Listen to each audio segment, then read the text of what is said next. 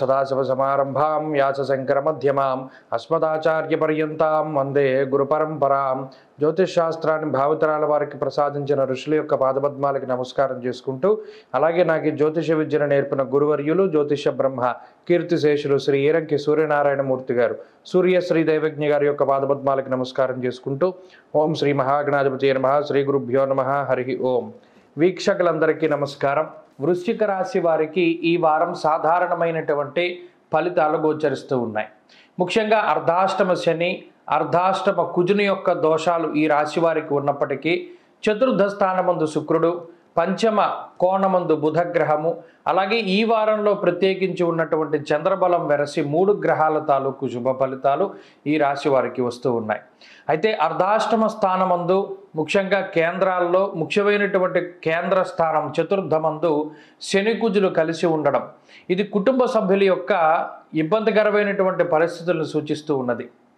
అటు మీ యొక్క ఇబ్బందులు అనేటువంటివి కుటుంబ సభ్యుల యొక్క ప్రవర్తన మీద ఆధారపడి ఉంటాయి. అనగా కుటుంబ సభ్యులు ఎవరికైనా ఏదైనా ఆపద కానీ సమస్య కానీ రావడం, దాన్ని తీర్చడానికే మీరు ఎక్కువగా శ్రమించవలసినటువంటి పరిస్థితులు ఏర్పడడం, మీ యొక్క సొంత పనులు కానీ లేదా మీ యొక్క సొంత ఇబ్బందులకు కానీ కొంత వాటిని పక్కన పెట్టి కుటుంబ సభ్యులకై ఎక్కువగా సమయాన్ని వెచ్చించేటువంటి పరిస్థితులు ఈ గ్రహస్థితి వల్ల గోచరిస్తూ ఉన్నాయి.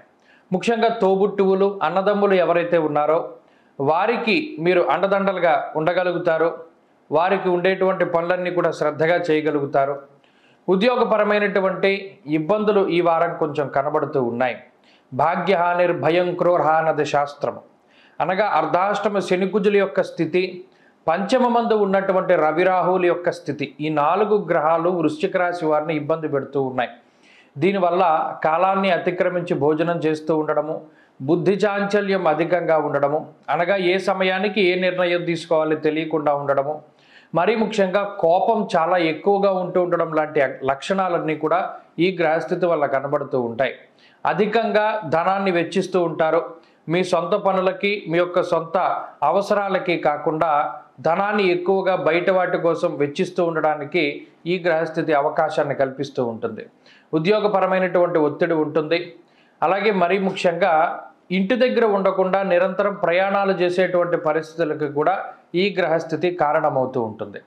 ప్రత్యేకించి సంతానానికి సంబంధించినటువంటి విషయాల పట్ల శ్రద్ధ అవసరం. కుటుంబ సభ్యుల యొక్క ఆరోగ్యం పట్ల శ్రద్ధ వహిస్తూ ఉండాలి.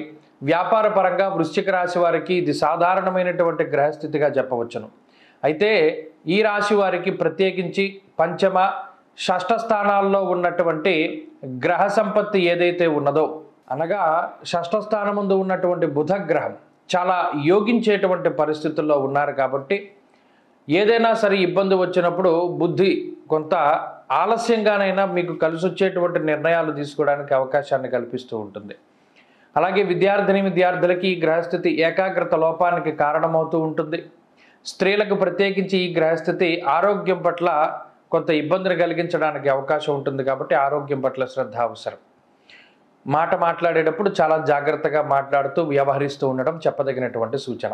వృశ్చిక రాశి వారు ఈ వారం మరింత అనుకూలమైనటువంటి ఫలితాలని సాధించడానికై సుబ్రహ్మణ్యేశ్వర స్వామి వారి యొక్క ఆరాధన చేస్తూ ఉండడం చెప్పదగినటువంటి సూచన. సుబ్రహ్మణ్య భుజంగ స్తోత్ర పారాయణం లేదా శ్రవణం శుభ ఫలితాన్ని ఇస్తుంది. ఈ వారంలో కలిసొచ్చేటువంటి రోజు శుక్రవారంగా చెప్పవచ్చును. అదృష్ట సంఖ్య 9, అదృష్ట వర్ణము ఆకుపచ్చ.